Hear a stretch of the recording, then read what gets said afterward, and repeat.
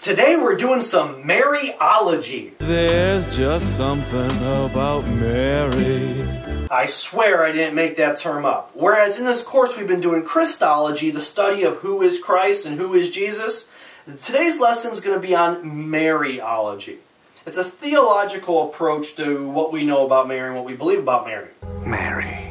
This is Mary the Virgin, not Mary Magdalene, or Mary, wife of Clopas, or Mary the sister of Martha. Gee, how many of them are there? A lot of Marys. Catholic tradition says Mary was born without sin. We refer to this as the Immaculate Conception. When you hear the word immaculate, think pure, clean. When you hear the word conception, think, well, I mean, that's how babies are born. A lot of times people think Immaculate Conception deals with the conception of Jesus. No.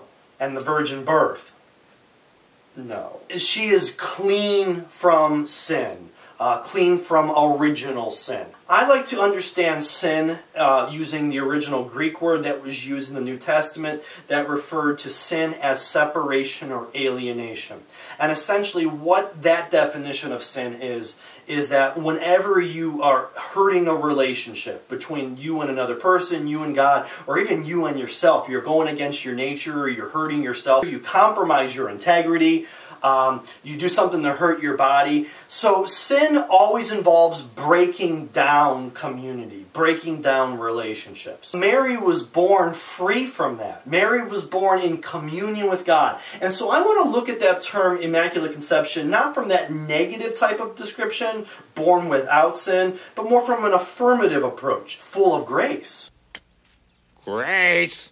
And if you don't know what grace is relationship with God. So Mary was born with a constant relationship with God, with a full relationship with God, which in my opinion means she never even thought about sinning. She never thought about compromising that relationship. Do whatever he tells you. She certainly had the means to do so. She had free will just like every other human being. But when you're truly in love with someone, or when you truly value something, you don't want to hurt that thing.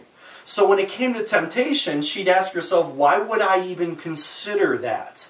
Okay, if you love someone, you're not going to go, I really do really love that someone, but, I do think about sometimes, doing things that could hurt them. The more you love someone, the more you want to care them.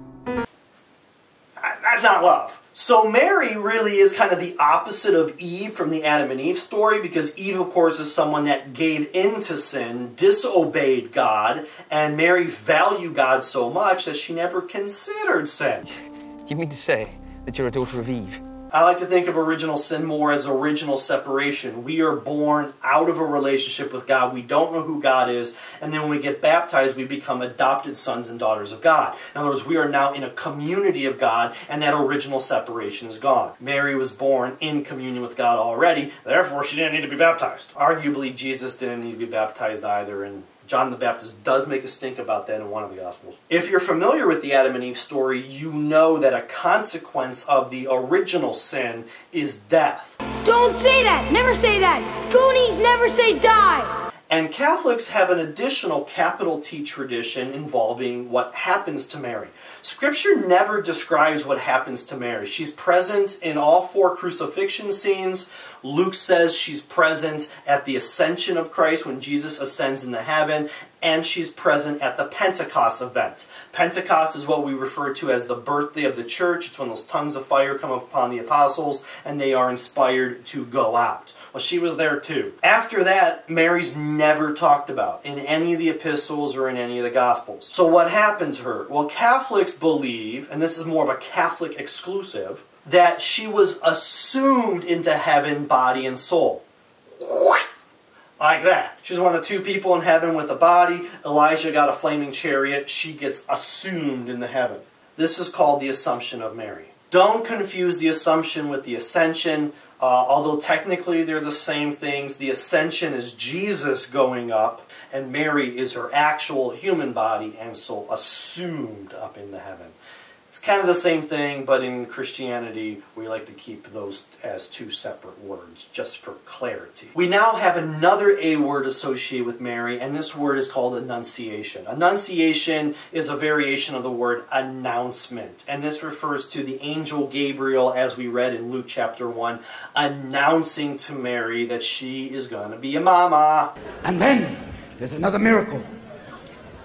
The night that Mary said to Joe, Joe, I'm pregnant. And Joe went, Holy Mother of God. And she went, you're right. Oh, Jesus Christ. What a great name, Joe. And she's not just going to be any mama. She's going to be the Mother of God. Holy Mary, Mother of God. This Greek word right here, which I always screw up saying, so I'm not even going to this time, literally translates to Mother of God.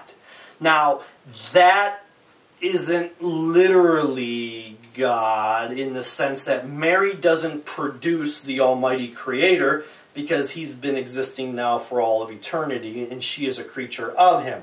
But we believe Jesus is God, and since we believe Jesus is God incarnate, we give Mary an honorary title, more of a devotional title, to say, Mary, you are the Mother of God.